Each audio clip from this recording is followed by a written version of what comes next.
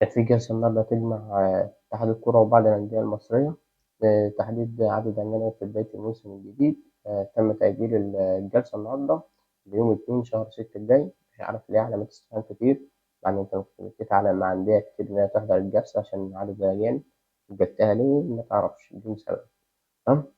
نادي الزمالك دفع غرامة باتشيكو، ودفع غرامة خالد بطيب، وبيقولوا إن هو فك القيد أو هيفك القيد خلال أيام.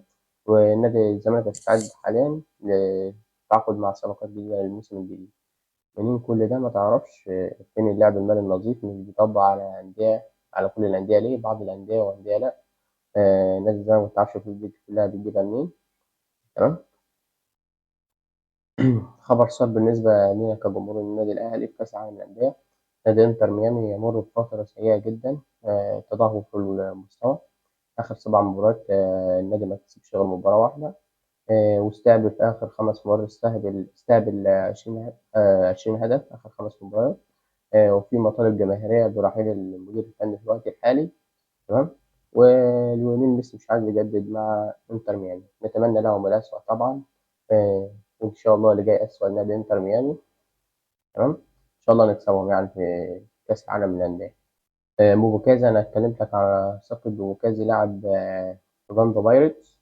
اللاعب اللي بيلعب قلب دفاع، لاعب 19 سنة. اتكلمت عليه قبل كده من كام فيديو، من يومين أو 3 أيام. الناس كلها رجعت اتكلمت عليه امبارح. النادي الأهلي دخل معاه مفاوضات بقوة إن هو لاعب تحت السن، بيلعب قلب دفاع ولاعب أشول وبيلعب باك شمال برضه ولاعب كويس جدا. بيقولوا إن هو لاعب واعد لمنتخب جنوب أفريقيا، وينضم للمنتخب اللي هو تحت السن، يشارك معاهم كمان في كأس العالم في المنتخبات. خد بقى الخبر ده، والناس كلها ترجع تتكلم عليه في الأيام الجاية، إن مصطفى محمد في القاهرة حاليا بيخلص إجراءاته الانتقال للنادي الأهلي.